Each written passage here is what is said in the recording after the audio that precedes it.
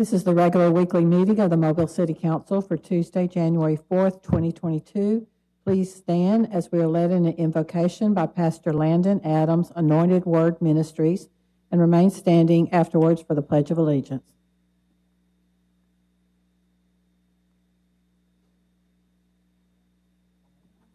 Let us pray. Father God, we just thank you right now, God, for this meeting right now. We thank you for the administration, the council, God. We thank you for every staff member. We thank you for the citizen of Mobile. We thank you for a great meeting. We thank you for unity. We thank you for oneness right now, God. And we declare it done. In Jesus' name we pray. Amen. Pledge allegiance to the flag of the United States of America and to the republic for which it stands, one nation, under God, indivisible, with liberty and justice for all.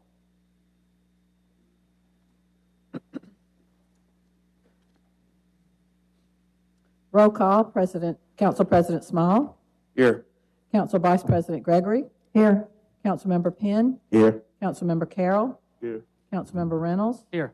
Councilmember Daves. Here. Councilmember Jones. Here. Statement of rules. And good morning, everyone. Morning. And Happy New Year to everyone. This is our January 4th meeting. We do welcome everybody to our meeting. At this time, I ask if anyone has a cell phone to put it on the off or the vibrate position, the off or the vibrate position. Also, any person desiring to address the council must sign in indicating the resolution, the ordinance, appeal, or public hearing agenda item before entering the meeting. When addressing the council, the speaker must state his or her address and name. Any person desiring to speak to the council in a non-agenda item must contact the city clerk office no later than 2:00 p.m. on the Thursday prior to the council meeting. The subject that he or she wishes to address must be identified and pertain to the city of Mobile business. Any person who has not given proper notice to the city clerk and wishes to speak on a non-agenda item would not be allowed to address the council. Each person is allowed 3 minutes to address the council. A bell will sound to indicate the end of 2 minutes. 1 minute remains for summarizing. The second bell indicates the time has expired. When addressing the council, there will be no personal address to any individual council member. All statements are to be made to the chair, who will recognize any council member who wishes to respond. Madam Clerk. Approval of minutes of the meetings of December 14th and 21st. So move. Second. Been properly moved in second. Any discussion? All in favor? Aye. All opposed? Minutes approved. Communications from the mayor's office. Yeah, I'll be making comments on behalf of the mayor, and I'll begin by saying Happy New Year from the mayor to all of those on council as well as those in attendance here today. The mayor's excited that the administration's back and we are ready to kick off the new year. COVID-19 Omicron variant continues to be on the rise within our community. We are also seeing increased hospitalization, but it does appear to be less of a serious virus than the original Alpha or the Delta variant, but we continue to monitor. He does remind everybody to take the proper precautions and be mindful of others. The mayor extends his thanks to all the healthcare workers who have continued to be the heroes during these very difficult times in the pandemic. One of the stories the mayor wanted to convey came to him over the holidays, and it was a quick story that was shared from one of the constituents. But over the holidays, the Mobile Fire Rescue Department received a call about a small porch fire at one of our large houses. The firefighters arrived on the scene, successfully put out the fire, but took the opportunity a week later to return to the Larch community and inspected multiple of the Larch homes. They also used it as an opportunity to train recruits. They were very much well received by the Larch community. The original one with the small porch fire even fed the original crew lunch for their participation there. But thank you to the firefighters, Stephen Lands, Gianna Williams, Scott Carmichael, Medarius Witherspoon, Morgan Littichin, William Mobley, for keeping our citizens safe and continuing to grow the Mobile Fire Rescue Department. And Mr. President, that will conclude the mayor's comments. Thank you so much. I think Dr. Eishold is here. Would this be the appropriate time for him to speak? That'd be good. Thank you. Thank you, everyone. Bert, Eichold, E-I-C-H-O-L-D, Health Officer, Mobile County, address 165 South Georgia Avenue, Mobile, Alabama. I've been invited to speak to the City Council to help educate our community about COVID-19 and the Omicron variant. The main emphasis we want to do is provide information so people can make good decisions.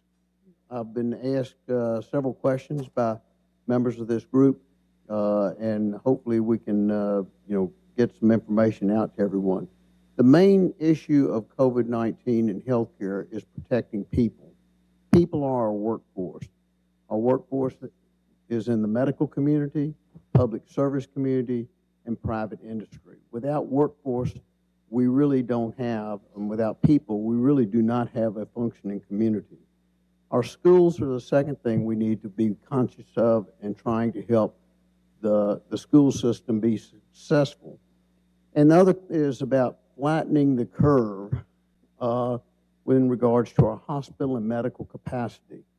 So the new Omicron variant is present in Mobile County.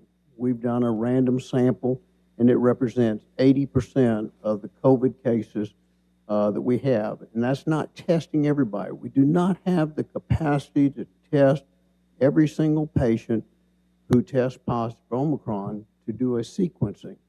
That's about somewhere on the order of $100 per test, and it takes laboratory capacity. But we randomly sample through the community, and it appears that Omicron has overtaken the Delta variant as the predominant strain of COVID in our community.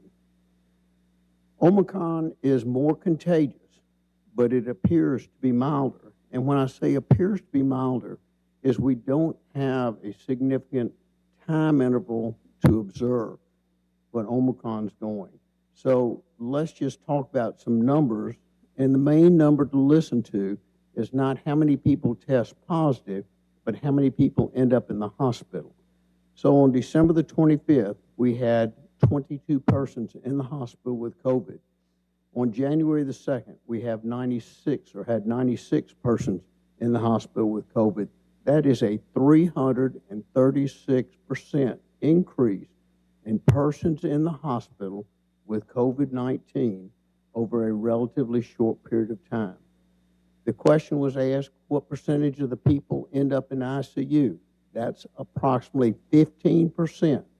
So if 100 people in the hospital, you can estimate with pretty reliable means that 15% of those are actually in the intensive care unit.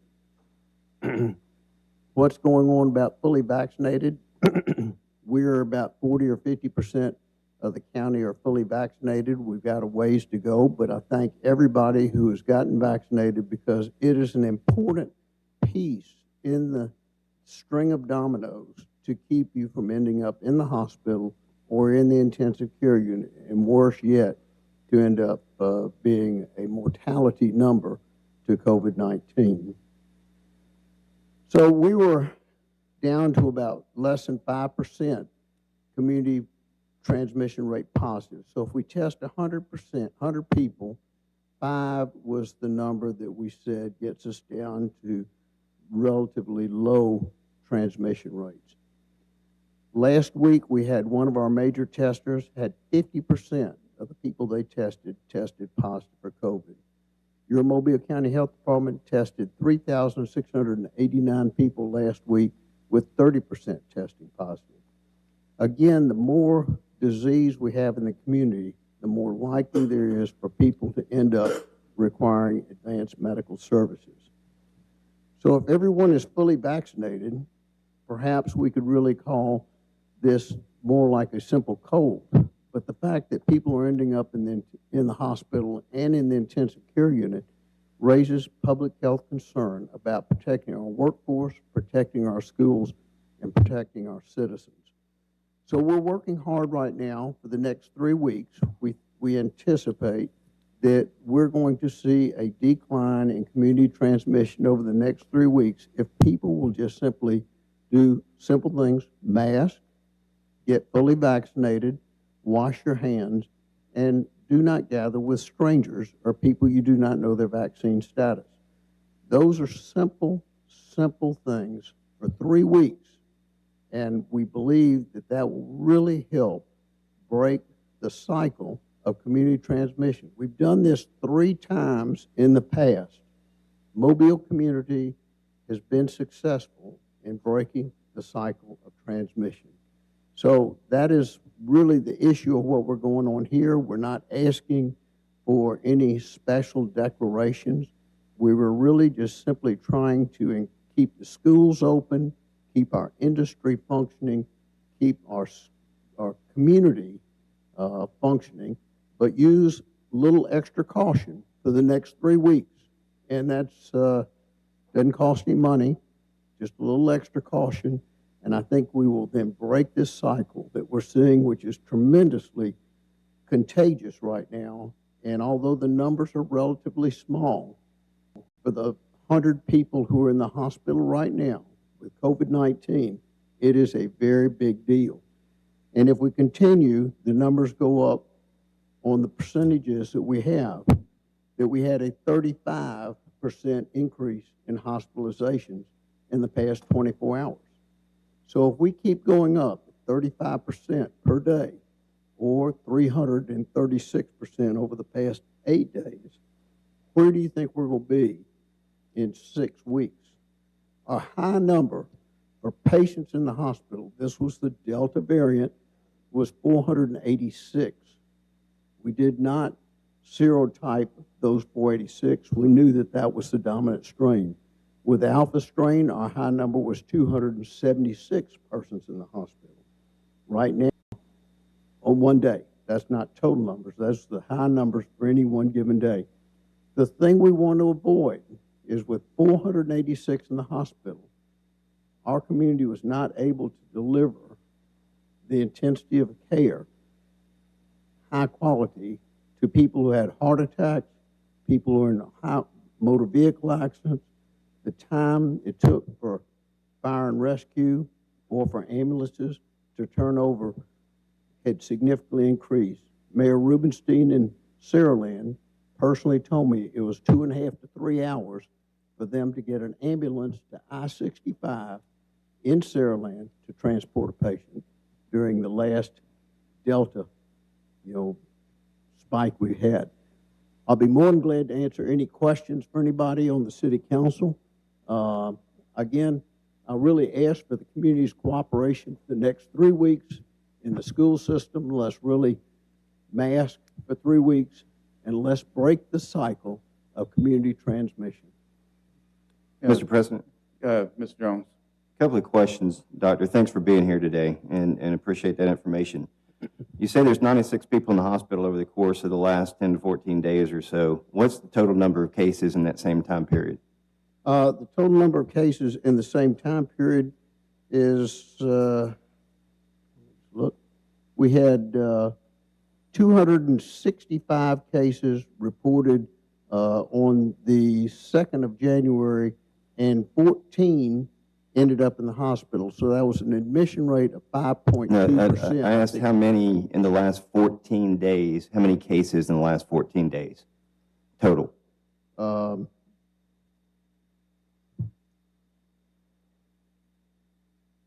on 1 second.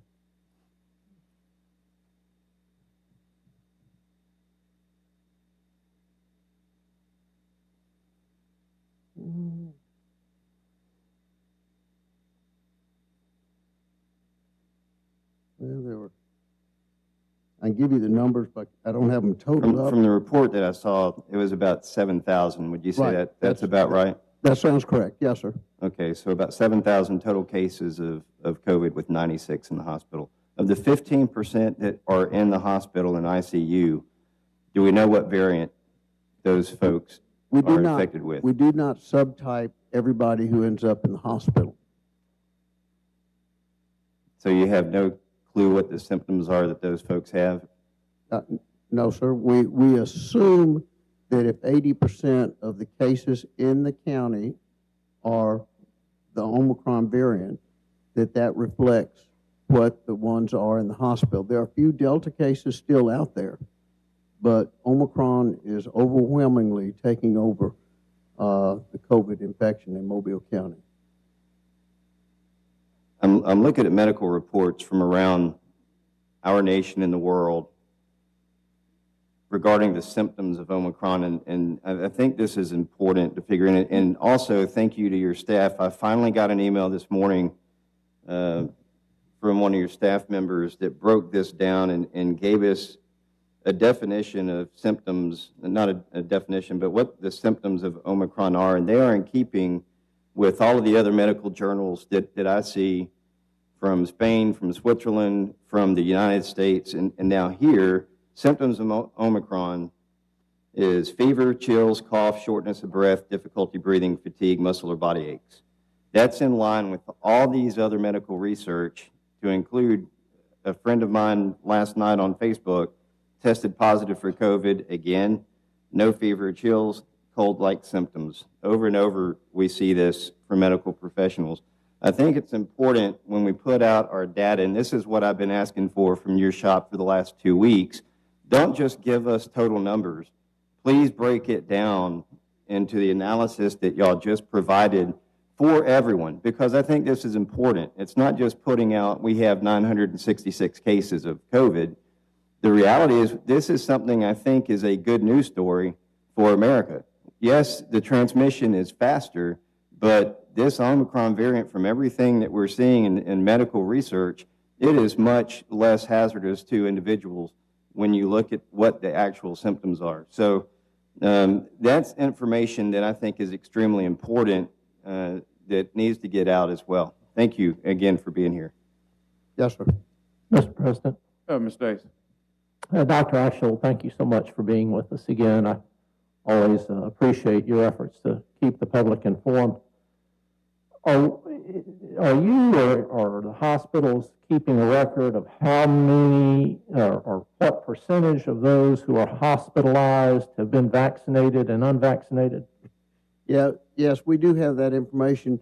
Those currently in the hospital right now, about 40% have some form of vaccination, and some of those are fully vaccinated. So there are breakthrough cases. Omicron seems to have the ability to break through people who had Delta variant and have the opportunity to be who are fully vaccinated. We do not have the data who got Pfizer, who got Moderna, and who got J&J. So approximately 40% of the people have a positive vaccine status who are in the hospital, but the intensity of medical services is less than those who are not vaccinated. Mr. President. And Mr. Davis, you can? Yes, I'm finished. Yeah, Ms. Penn. Thank you, Doctor, for coming down. 2 questions. Do we know the ones that are in the hospital, do they have underlying medical issues? Yeah, the question is, do the other people have underlying medical issues? In some cases, yes. In some cases, no. So that is part of the gathering of this information is how much, when we have 3,000 or 4,000 cases in a week, trying to find out all the exact details of each one is a challenge. But yes, a large number of people have underlying medical conditions. The interesting thing is that the people being admitted to the hospital, and this is in our daily report, is that less than 50 years of age, which we know that chronic medical conditions usually occur after the age of 50. It represents who actually have cases less than 50 years of age is approximately 60%, 55% of the cases of people actually getting COVID. In the hospital itself, I will try to get more information for you about other underlying diseases, but there are people who do have underlying diseases. Okay. And then the other question, are the people that are in the hospital, have they had COVID? Like, are we looking at if they get multiple times different variants? Yeah, that was a very good question. Multiple times, we know if you've had COVID one time, you're about 5.5 times more likely to have COVID a second time if you're not fully vaccinated. So that's those who rely on primary, immune status from having the disease are more likely to get it a second time. The next question that would be asked is what's the intensity of the illness on the second time? And I cannot give you that data. Thank you. Any other council members? Yes. Thank you for being here. I appreciate all that you do for our county, and appreciate you being here to let us know what's going on.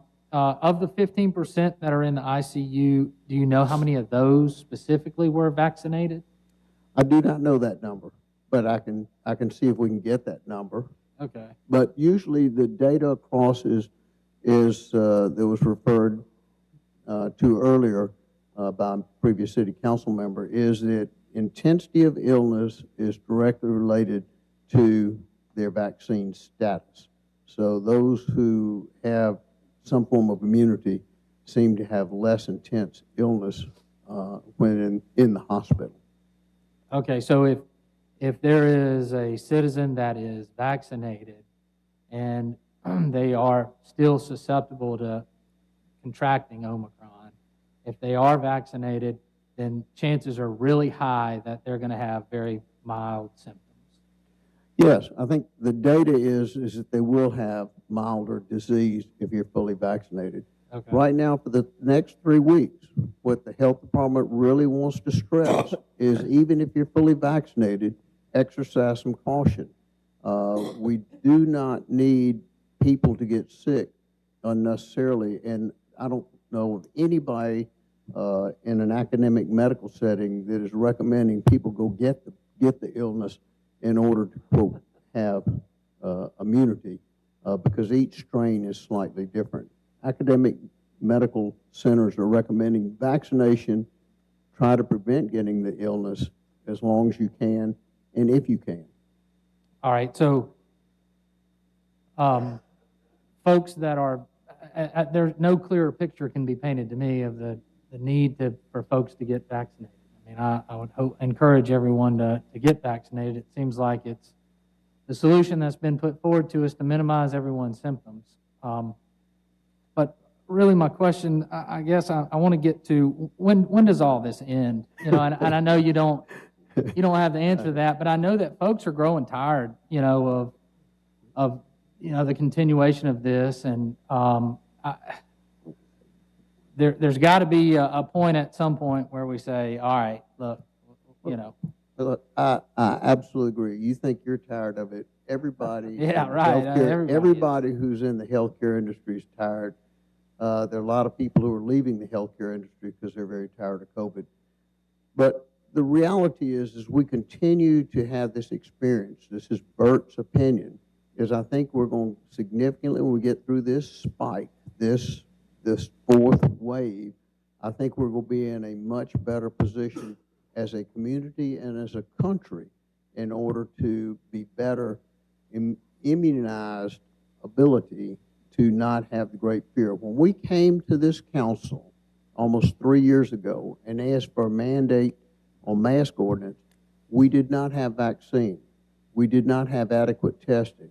We had no real long-term clinical experience with the disease. And this council, thank you very much, gave us a period of time to break that first cycle of community transmission, and we were able to then start getting the supplies and get people vaccinated. This spike, if you look at the data, is going to be a real tall spike, taller than the previous ones as far as number of cases, and as was pointed out, the intensity of the illness seems to be less, but it's still, unfortunately, probably going to take some lives. And if you're in it, they don't make intensive care units for people who are going to do well. So they're there for people who require intense medical care. Each case is slightly different. So for the next 3 weeks, let's break the community transmission cycle. Everybody a little extra caution. Big gatherings, Christmas is over with. We're going to hopefully have a successful Mardi Gras event. Let's just break this cycle as we move forward, and hopefully by sentinel monitoring, this will get down to what we call a background level of disease. And as long as we have people traveling, internationally and from other places, and as the disease itself changes. So this is a different variant. What is there? Is there going to be another variant? I can't tell you that. Will it be a worse variant or a less virulent variant? We don't know. So again, let's do what we can right now, the here and now, and if we do the right things now, I think the future is going to be bright for us as a community. All right, one more thing, and I'm looking forward to the day when this does all get behind us. We've all lost folks and know people who have been affected by it in a very negative way. But how does this end? Is there a time when your office comes forward and says, look, it's behind us. You know, it's behind us now. You know, schools, you don't need to mask your children. You don't have to take all these precautions. When you get home from work, you can kiss your wife. You can hug your grandmother. You can get back to the way things used to be. So how does that end? A lot of it's going to come from you, and that's why I ask. You know, Bert and the health department do not create illness and disease. We simply. I want to make sure I'm clear on that, and I want to make sure I'm clear on that. A statement from you at some point is going to go a long way to let everybody know to get back to normal. I absolutely agree. And 3 weeks ago, you did not hear any major statements coming from the health department about cautious and concerns. Right now, with the data I just gave you, what's happened with hospitalization numbers, what's happening, we want people to be cautious. I cannot tell you if there's going to be another variant. Somebody asked me how many letters are in the Greek alphabet. There are wiser people in this room, but I think there are 24, and I hope we don't go through the whole alphabet. So we will continue to try to give people good advice, and we will say, when does it become background, I think is your question. I don't think we're ever going to eliminate. Coronavirus impacts 2 of our normal seasonal colds every year. Coronavirus has been responsible for MERS and SARS, 2 very serious illnesses that cause 40-something% of the people infected to die. Those cycles of transmission were broken on those 2. Are we going to break the cycle of this? Yes. It will become probably like a much milder form of disease as we get through it and more people get exposed to it. It's like when I was a child, my mother made me go play with my sisters when they had measles and chicken pox. But we knew the intensity of those diseases. So hopefully, after we get through this wave, that we will be in a more flatline-based state. And I think that's Bert's projection, and I think it's going to be fairly, unless Mother Nature throws another curve at us, I think we're going to be in a pretty good shape at the end of this wave. I hate to belabor it. I know that you don't create virus and that sort of thing, but from a citizen's perspective, we're just trying to figure out, is wearing a mask and distancing and not interacting with each other, is that just going to be the way of life no. And I know you don't have the answer to say when it all ends, but I hope that you've started to consider, and medical professionals have started to consider, what are we willing to accept as a people as being an opportune time to say, this is over. Let's consider that. What is the end game here to stop the restricting of whatever they are, in order to gain something. Right. So thank you again for being here. No, I completely understand, and I agree. One thing, just think about what we're dealing with in Mobile County is look at the airline industry in the past 24 hours, what they've had with not having workforce to be able to come to work. And how that's negatively impacted people who are traveling, the economy, the airline industry as a whole. So I think everybody is working very hard to try to get to the end result, but we have to deal with the cards that are on the table. And right now, the card is, let's take 3 weeks, extra precaution, break the cycle. And I think we were at a good place before the Christmas holidays. We will get back to another good place. Mr. President, I need to make a statement. Hold on, Mr. Jones, Mr. Carroll, then Mr. Jones. Thank you, Mr. President. Dr. Eichel, it's always a pleasure to see you and also to hear you. And let me thank you for bringing the information you have brought to us today. Let me give out a disclaimer. I am not a doctor, nor am I God, nor am I a scientist, and nor do I have the precognition to know that or when any virus will ever take its course or go away. But I do know from history that the coronavirus has been around for a very long time, even with the advent of Lysol to fight corona when it was first noticed and was an extremely dangerous strand to humans. I do know that based on the science that has been presented to us, that this coronavirus has now taken several forms from COVID-19, Delta, Omicron, and maybe any other phases that it may take going into history. I do know that the flu did the same thing, and that the flu still exists today and continues to infect, harm, and even transition our friends and families to another state of being, or should I just use the word death? I don't think that this coronavirus will ever depart from us, or we shall find an end to it in terms of just saying that it is over. I do know that by grace we have all been giving the ability for our scientists to come up with a vaccine to help lessen, to give us, our bodies, the tools that it needs to fend this off. So the key to this is to simply get vaccinated. Get vaccinated. I mean, we wouldn't be having this conversation if 90% of the citizens in the city of Mobile were vaccinated. We wouldn't be having this conversation if 9% of the citizens in Mobile County were vaccinated. We would be at a different level.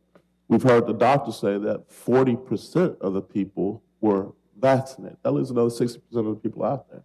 That's an issue. Even if it was flopped around 60-40, if 40% of the people out there were still unvaccinated, that still presents an opportunity that needs to be handled. Now, again, it is my due belief, whether Omicron is a milder version of it that presents itself as a cold or sniffles or headaches or sweats, that it is more contagious.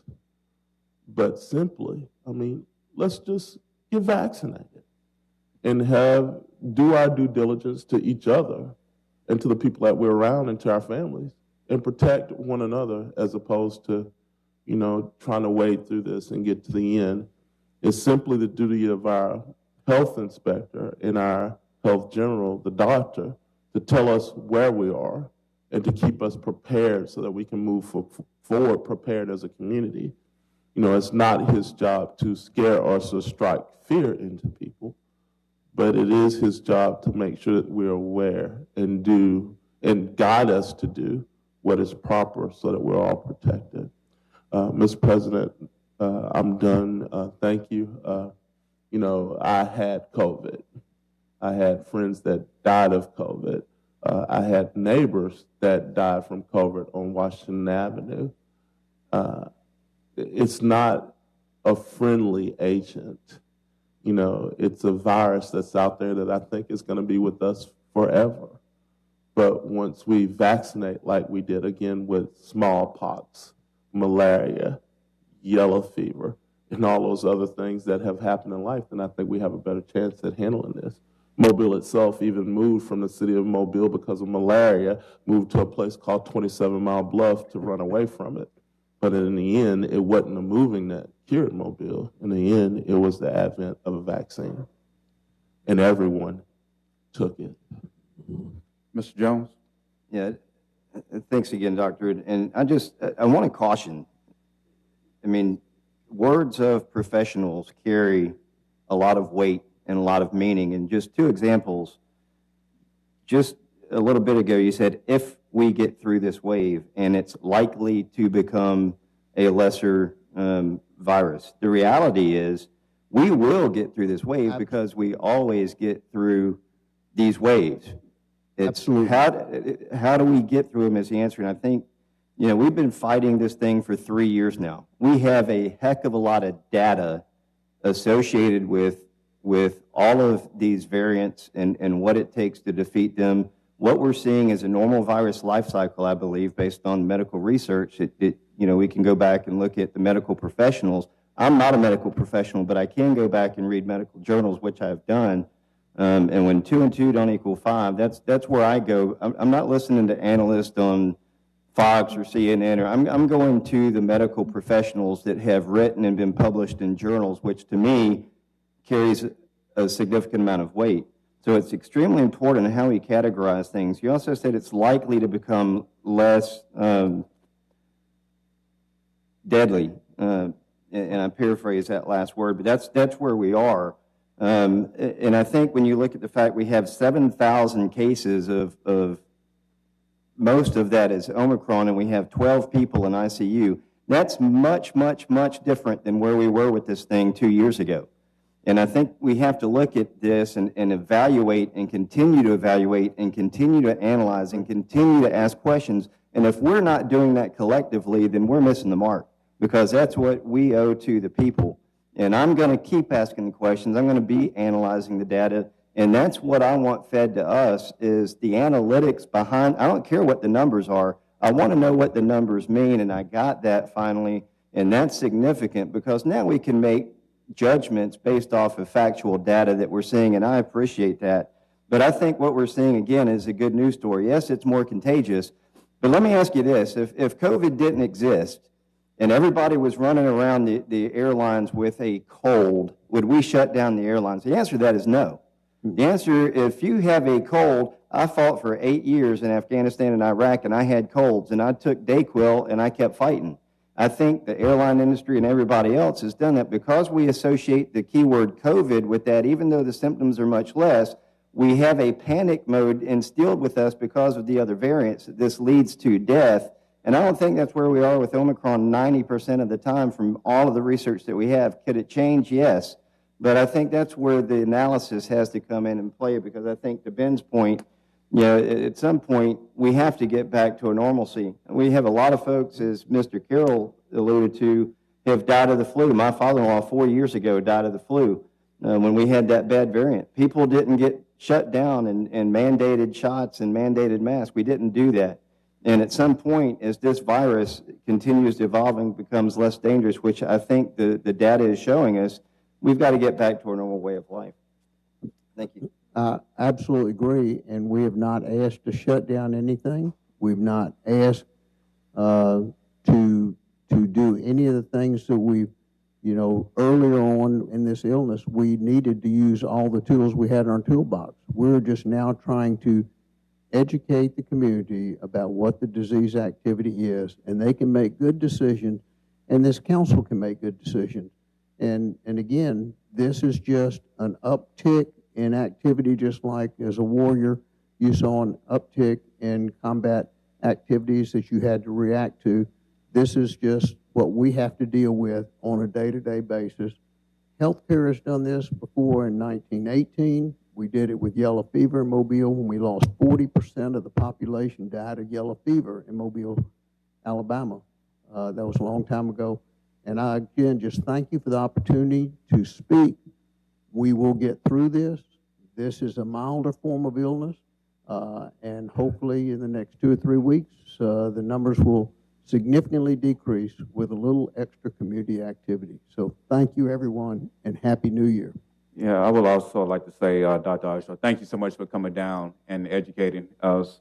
And we know that this is a very contagious disease. I don't want nobody's disease because I take care of my elderly mom, and I don't want to take her home nothing at all. But do remember that, you know, the number was stated, been 7,000 some odd cases have been reported. Again, that's the key word, reported, because we have so many people that have at-home test kits, and you really don't know who is sick. You know, like you say, could have had the sniffles. They could just pass it on to you, and then you take it home to your elderly people. But also remember that we still have different variants that's still around, especially the Delta, because if I'm not mistaken, that Delta was very popular and still, you know, in Michigan and everything. So again, you know, let's just, you know, be our brother's keeper by, you know, looking after each other and respecting each other. Not saying that everybody has to wear a mask, no, but if some people is wearing a mask, do respect them, you know, and just be respectful at all times. Thank you so much. Thank you so much. And again, the last thing is the 336% increase in admissions to the hospital over the last 10 days that we think is reason for public health to tell people what's going on in their community. So thank you very much. God bless. Thank you so much. Madam Clerk. Adoption of the agenda. So moved. Second. Been properly moved in second. Any discussion? All in favor? Aye. Any opposed? Agenda adopted. Appeals. Today is the appeal of Rashawn Figures concerning the Architectural Review Board's denial of his request to replace windows and doors and install a mural at 809 Government Street. Motion to table. Second. Been properly moved in second. Any discussion? All in favor? Aye. Any opposed? Items taken. Two requests for waiver of the noise ordinance. One on the first Friday of every month at 3404 Moffett Road from 6 to 9 p.m. and at 180 Lions Park Avenue on January the 17th from 1 o'clock to 4 o'clock p.m. So moved. Second. Been properly moved in second. Any discussion? All in favor? Aye. Any opposed? Appeal passes. Public hearing. Today is a public hearing to consider approval of a certificate of public convenience and necessity to Devanya Stallworth, doing business as DMS Carrier, LLC, to operate a sedan service. This is to open up the hearing. If anyone cares to speak to or address the council, you may do so at this time by addressing us with your name and your address. If not, this public hearing is closed. Public hearing to consider approval of a certificate of public convenience and necessity to April Johnson, doing business as Kids on the Wheel, to operate a sedan service. This open up the public hearing for this particular item. If anyone cares to speak to the council, you may do so by addressing us with your name and your address.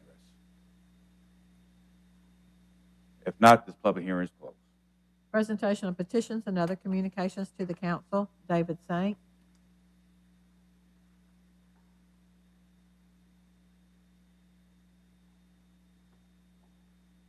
Good morning. David Saint, 1118 Lucille Street, Mobile, Alabama, 36605. I'm the director of bands now for the Marching Cougars. I just came down today to thank the council and the mayor's office staff and stakeholders and our community leaders. I really appreciate everybody that's been over the years and kind to the band programs here in Mobile. I would like to especially thank our council for always looking out for the kids in the community, and especially Mr. Smalls. I brought down today, I hope you didn't mind, but I went ahead on and I brought this uniform down that you all helped provide this year. This is a brand new uniform.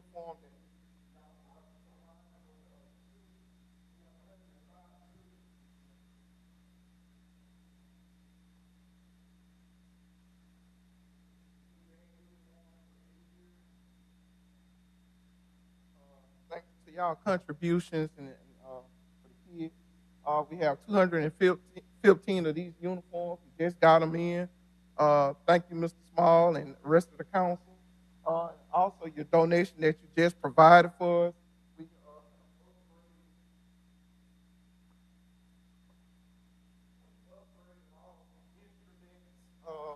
that we have in our stock is 215 instruments. We went from this.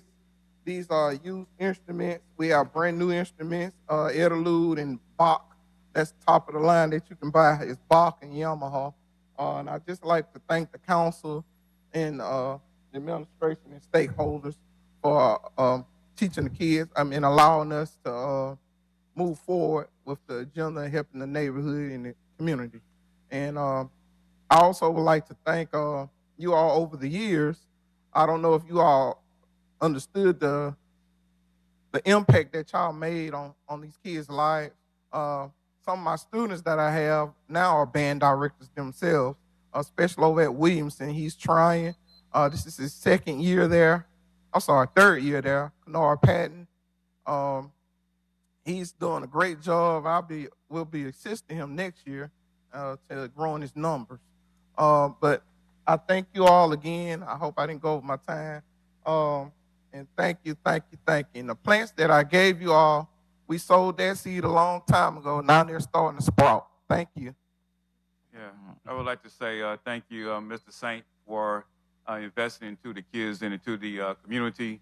I will put the Marching Cougars against any college band, high school band in the state of Alabama. I mean, when y'all come out strong. You come out strong in numbers.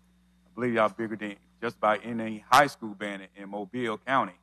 But thank you so much for putting your efforts into those kids, and again, you all represent Mobile in a modifying way. Thank you so much. Reggie Hill.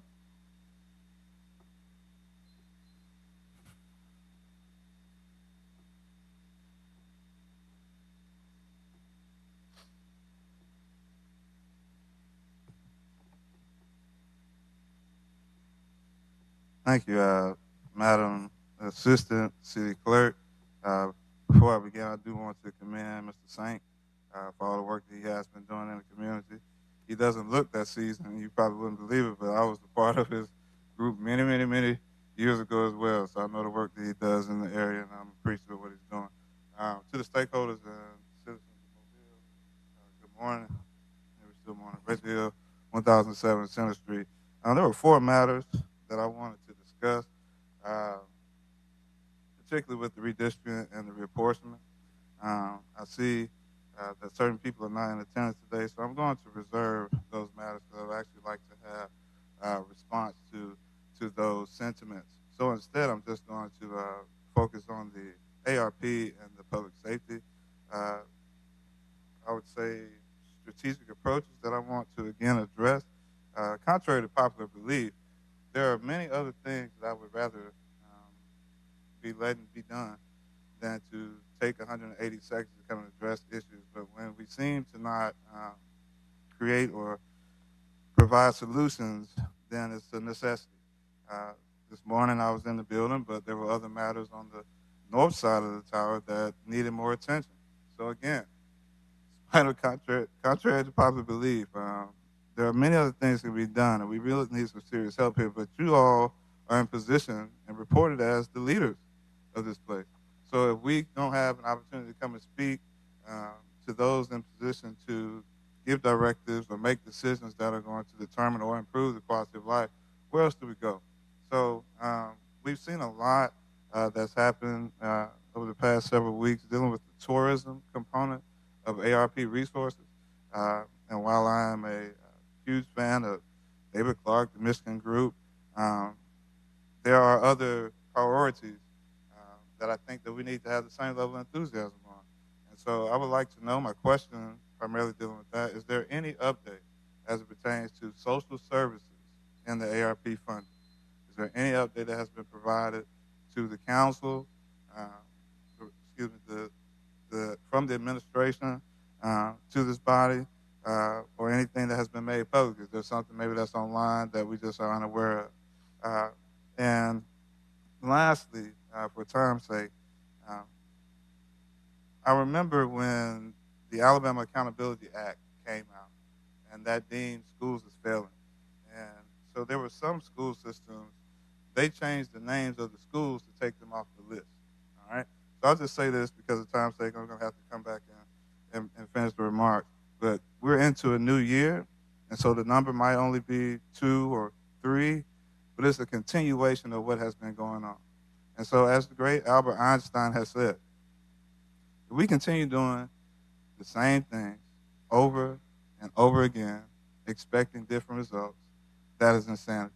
So I encourage you all to get beyond all the unnecessary things that really have no dealing with the city and really have no importance, so that we can do the work that's necessary to improve the quality of life. Thank you for yielding the floor. Ordinance is held over. 5203.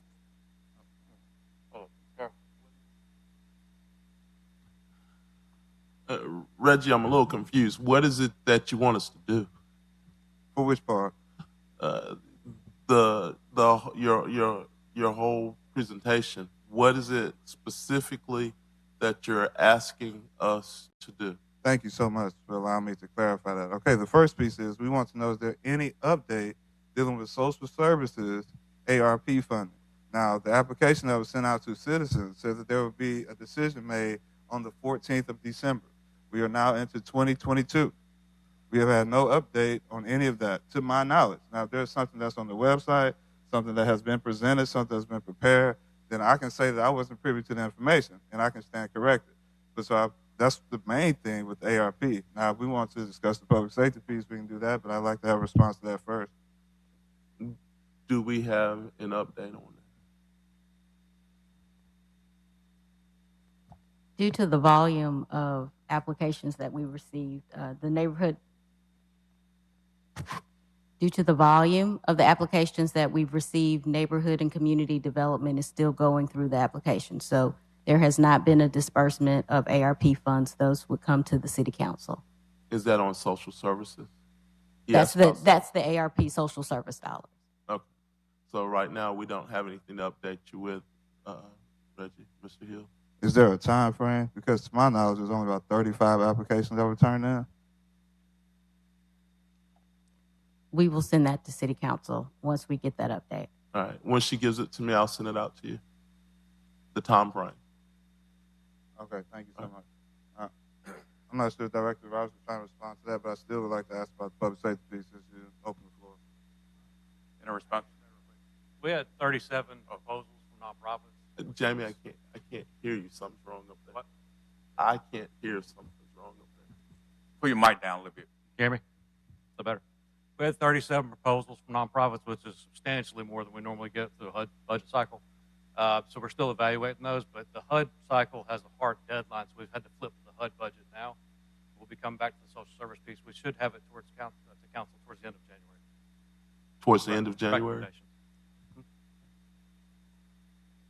Was there a second portion to that we could also provide answers to? I mean, as just generally asked by his statement. What do you mean? Reggie, you had a second portion to that that also dealt with ARPA, correct? Okay. I mean, if you didn't, I thought I misheard you, but if you didn't, we're clear here.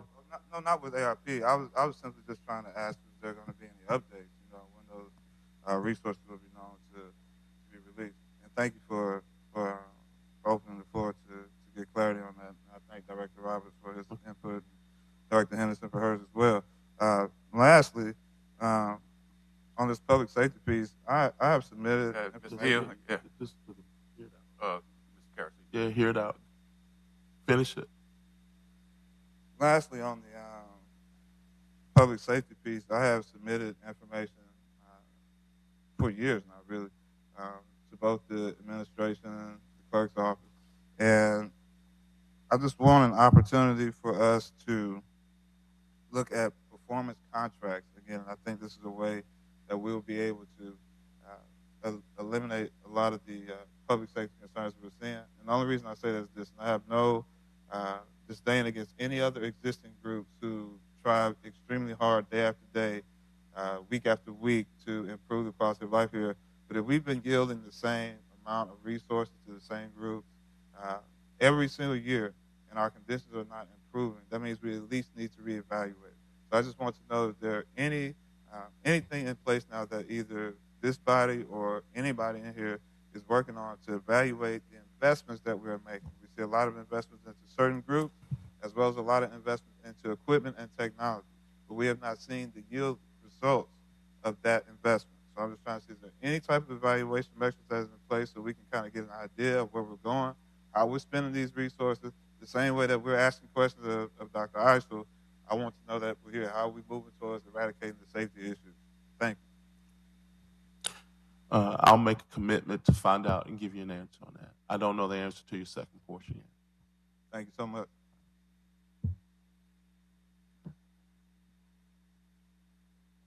Ordinances held over. 52034, ordinance to amend section 52-31A of the City Code regarding emergency action in the abatement of unsafe buildings. Move to table. Been properly moved in second. Any discussion? All in favor? Aye. Any opposed? Item table.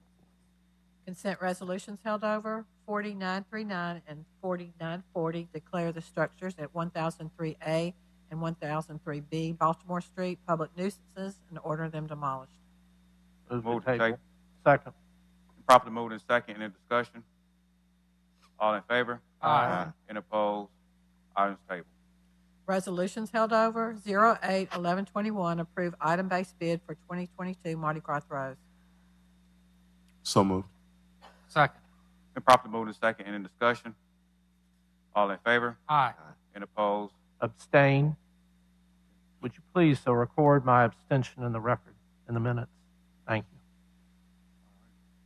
Pass 6-1. If you don't mind, I'll take the rest of them together. I prefer 091123 to be taken by itself. Okay. All right. Table or layover? 08-1122 approve purchase order to Lumpkin and Associates for personnel consulting services for Mobile Police Department. So moved. Second.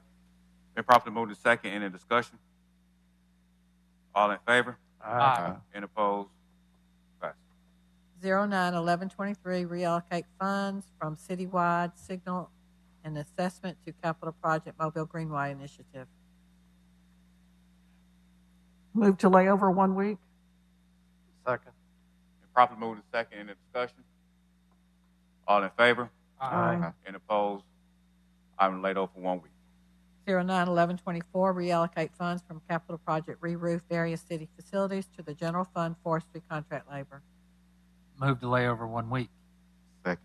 Been properly moved in second. Any discussion? All in favor? Aye. Any opposed? Item laid over. 21-1125 authorized contract with Shepherd Services for cooling tower pump replacement at the Mobile Civic Center. 21-1126 authorized contract with Mycor for skylight film replacement at the Gulf Quest Maritime Museum. 21-1127 authorized contract with STB Associates for e-builder professional services. 21-1128 authorized professional services contract with Tanya Dixon to provide lessons and clinics at the tennis center. 31-1129 authorized application to the National League of Cities in support of the Southern Cities Economic Inclusion Initiative to develop a plan for diversity, equity, and inclusion within the city of Mobile. 60-1130 approved settlement and agreement and release of claims Wilkerson. 60-1131 approved settlement agreement and release of claims Farrell. And 60-1132 approved settlement agreement and release of claims Lee. So moved. Second. Been properly moved in second. Any discussion? All in favor? Aye. Any opposed? Item passes. Consent resolutions being introduced for the first time 03001 through 60004. Move for immediate consideration and waiving the rules for 60-003 and 60-004, with the other two resolutions being laid over for 1 week. Second. Been properly moved in second. Any discussion? All in favor? Aye. Any opposed? 60003 and 60004 determine appropriations to the Child Advocacy Center and the Azalea City Community Development serve a public purpose and approve payment. So moved. Second. Been properly moved in second. Any discussion? All in favor? Aye. Any opposed? Item passes. Resolutions being introduced for the first time 08005 through 60021. These resolutions will be laid over for 1 week per council rules. call for public hearings. 41022, call for public hearing to consider the revocation of the business license of Hussein Abdullah doing business at Discount Zone located at 507 Azalea Road, and this is scheduled for January 25th. 41023, call for public hearing to rezone property located at 118 Kilmarnock Street from R1 to B2, scheduled for February the 1st. 41024, call for public hearing to rezone property located at 117 North Catherine Street from R1 to B2, scheduled for February the 1st. And 41025, call for public hearing to rezone property located at 2621 Ralston Road from R1 and B2 to B2, also scheduled for February the 1st. So moved. Been properly moved and second. Any discussion? All in favor? Aye. Any opposed? Public hearing is called. Announcements. I have a statement to read into the record for the engineering department. It is in accordance with the reference Rebuild Alabama Act. This correspondence shall serve to document activities for the 2021 fiscal year. 1. Recorded revenues totaling $1,070,556.46 in fiscal year 2021. 2. No expenditures have been made to date. 3. By resolution number 09616, adopted August 10, 2021, the City Council for the City of Mobile adopted its annual transportation plan to expend $1,300,000 on Tiger, Dr. MLK Broad Street. This project is in final design. Plans are to advertise and award the construction contract in the first half of 2022. And this is from Nick Amberger, City Engineer. Okay. All right. Thank you. We're going to start our announcement with District 1. Councilman Penn. Well, I want to give a happy new year to everyone, to District 1 as well. Couple announcements. This past Saturday, we was in the Trinity Garden community with Adrian Elwitz with MVPP, and we had to stop the violence, motorcade and walk, and it was amazing. I want to thank the MPD for being there to support this process. We marched through the street, bringing awareness to stop the violence in our community. It was interesting that that day, Mr. Carter, who has sponsored the food for these events, his mother actually was killed in Pritchard, and he was still there in the community giving back after going through that situation. And we're praying for his family, but we have to stop the violence in our community. And so I want to thank Adrian Edwards for everything that she's doing in our community. That's all the announcements that I have. Thank you, Mr. President. District 2, Councilman Carroll. Well, first of all, let me wish everybody a happy and prosperous new year. And secondly, let me say that our year in District 2 has started out kind of rough. We've had a couple of incidents of gun violence already, and we're not even 3 weeks into the new year.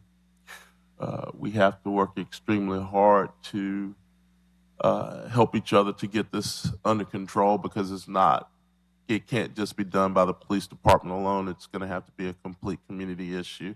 We all have to take some ownership in it. Secondly, to the safety checkpoints that took place over the Christmas break and through the holiday system, I can personally say that the checkpoints were done in a manner that were safe, cautious, polite, worthy of anybody going through the checkpoint themselves, even if they had a missing insurance card or if a driver's license couldn't be verified, then there was a way to make sure that all the proper things were in place with the individual, even if they didn't have them on them at the time, without hazardous or without malice or an aggressive tone of nature being taken. I was happy to see that that was in place. The new year itself in District 2 will start with some community meetings. I plan to schedule the first community meeting of District 2 in the third week of January. I plan to start in the Ladd Stadium community. I've got to get the beat number right. Once we get the beat number right, we'll announce that meeting. Hopefully we'll have it announced next week, which will give the administration and the staff enough time to get the cards out and make notification to the people out there. I'll ask that all the proper city departments be on hand. What I would like to do, though, in structure of these community meetings is change some of the format. I'd like to actually take the ability of the Nuisance Abatement Act and the Neighborhood Revitalization Act to the community, and let's explain to people in the community how they can actually purchase properties, revitalize them, and clean them up through city resources, as opposed to always having them come to us. That way they can learn at the same time as we talk about other issues that are going on, what they can also do to enhance the neighborhood as we clean up the neighborhood. That's all I have, Mr. President. District 4, Mr. Reynolds. No announcements. Okay. District 5, Councilman Day. No announcements, Mr. President. District 6, Councilman Jones. Thanks, Mr. President, and Happy New Year to District 6 and the city. Looking forward to a lot of great things. We have a lot of major events coming up soon. I'm looking forward to seeing the city move forward with those. A few announcements on the 11th of January. If you're in the Carriage Hills subdivision or Asheville, we'll have a community meeting regarding a new subdivision proposal I expect to come forward. That'll be 6:30 p.m. at the Connie Hudson Center. The 15th of January is a Martin Luther King Day of Service for the city. For District 6, we'll be linking up at Burns Middle School. You'll see more information coming out in the newsletter on that. Look forward to a lot of participation as we focus on cleaning up the city. The 20th of January is our next community meeting, 6:30 p.m. at the Connie Hudson Center, and that has a public works focus. Thanks, Mr. President. All right, District 7, Councilwoman Gregory. Thank you, Mr. President. Appreciate that. I also want to wish everybody a very happy new year. Just a couple of things. The pavilions at Langen Park that I've been talking about have been renovated. They are all open to the public, and it's been so warm, recently anyway, that it's a good time to take advantage of those. The progress on Ziegler Boulevard, the widening project there, is moving along quickly. If you drive it often, you certainly notice that both sides now are seeing new paving and the ability to drive on those. The median is coming along and looking good. So just great work to everybody involved in that. If Nick and Jim, if y'all will pass that along, really appreciate it.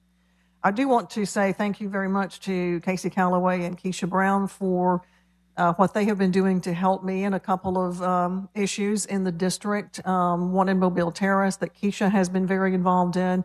And then Casey and Keisha today will be helping me out, meeting with a constituent on site about some litter problems that he is having. I've got some other responsibilities this afternoon, so I have asked them to take that lead for me, and they are doing it, and I really appreciate it. I also want to thank our public works crews. I got an email just the other day about another illegal site that has been cleaned up, and I know they are finding that as they pick up these favorite illegal dump sites, that the idea of the continuation of illegal dumping seems to be abating, and I really appreciate the work that Jeff Dees and John Peavy and the whole team are doing. We have a lot more to go on that, but I think it is making a difference, and I just want to thank them for all the work that they are doing. I, too, have Martin Luther King Jr. Day of Caring litter pickup coming up soon, and we'll be sharing that information with people in the district so that they can come out and help. Thank you, Mr. President. Thank you, Ms. Gregory. And to the citizens of District 3, I'd like to go behind my colleagues and also wish you all a happy new year. Had the opportunity last Friday evening to join former Councilmember Richardson at the moon pie drop and cutting the moon pie. It was something very exciting to do. The crowds was a little bit thicker than I imagined that was going to be, but I believe that next year is going to be even better. I'd like to thank the committees and everybody that was involved to make this event successful on last Friday evening. And also, I'd like to veto behind my colleague, Councilman Carroll, about the checkpoints. Had a couple of younger people and approach me and say thank you, by bringing back the checkpoints, because it seemed like that something is really being done with the crime that's going on in our city. And I do like to thank the administration for doing what they, have done in trying to fight the crime within our city limits. And everything that we can do, we just need to do to try to just ease down the crime that's going on. But we won't have the numbers that we had on last year. And also, I will be announcing a district meeting coming up, hopefully after Mardi Gras, still watching the numbers of COVID, but just being very careful for looking to have a district meeting sometime in the month of March. Is there any other announcements from the council?